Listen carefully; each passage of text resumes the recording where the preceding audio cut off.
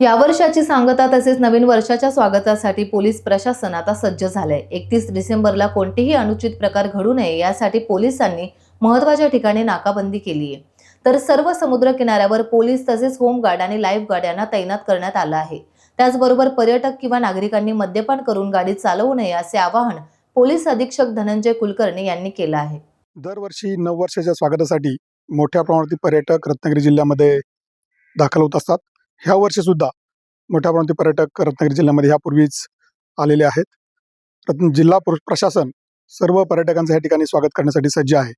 रत्नागिरी जिल्हा पोलीस दलाने सुद्धा योग्य ती खबरदारी सर्वत्र घेतली आहे। त्याच्यामध्ये वाहतुकीचे नियमन असेल, काही ठिकाणी पार्किंगच्या विविध सुविधा आम्ही त्या ठिकाणी निर्माण केलेल्या आहेत। त्याचबरोबर काही ठिकाणी मार्ग सुद्धा बदललेला जिथे जेणेकरून कुठल्याही प्रकारची वाहतूक कोंडी इथे होणार नाही।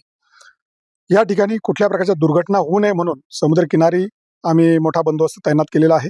त्यासाठी आम्ही सागर रक्षक दल, त्याचबरोबर मच्छीमार बांधव, स्थानिक गावकरी यांची सुद्धा मदत आम्ही सर्वजण घेणार आहोत।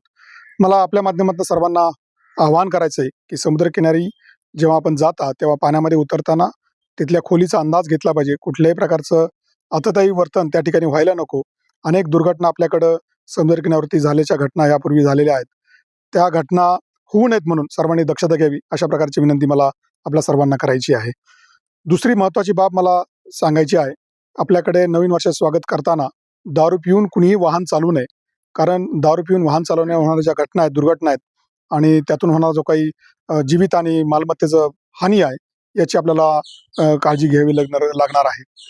पोलीस विभागानं ह्या वर्षी ठिकठिकाणी नाकाबंदीचं आयोजन केलेलं आहे। त्या ठिकाणी ब्रीथ अनालायझरच्या माध्यमातून लोकांची तपासणी केली जाणार आहे।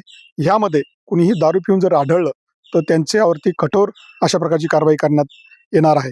मला या निमित्तानं सर्वांना सांगायचं आहे, आपण जरूर रत्नागिरी जिल्ह्यामध्ये या, आपण आपला सुट्टी आनंदाने या ठिकाणी घालवा, परंतु सुरक्षितेची काळजी सुद्धा सर्वांनी घेतली पाहिजे असं आवाहन मला आपल्याला ह्या निमित्तानं करायचं आहे। मला सरतेशेवटी आपल्या सर्वांना नवीन वर्षाच्या खूप साऱ्या हार्दिक शुभेच्छा द्यायच्या आहेत। धन्यवाद।